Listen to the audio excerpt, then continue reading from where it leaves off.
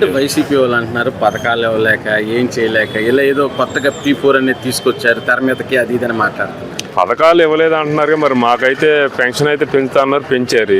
ఎమ్మటినే ఎక్కంగానే 3,000 4,000 చేశారు. Gas cylinder already ఒకటి తీసుకున్నాం, మళ్ళీ ఇంకోటి కూడా వస్తుంది, ఈ నెలలో పెట్టుకోమన్నారు. రేపు మే నెలలో తల్లికి వందనం వేస్తా అన్నారు. ఇంకేం పథకాలండి? 1 by 1 నెలకో 2 నెలలకు ఒక్కొక్కటి ఇంప్రూవ్ చేస్తున్నారు. సూపర్ 6 లో ఆల్రెడీ 3 4 చేశారు, ఇంకో 2 చేస్తారు. ఇప్పుడు ఇల్లు పెళ్లి చేసుకోగానే ఇల్లు కట్టేయగానే అన్ని చక్కబడిపోయండి, ఒక్కొక్కటి చేస్తారు. ప్రజలు ఆ నమ్మకం ఉండబట్టి ఓట్లేసి ఆయన గెలిపించారు.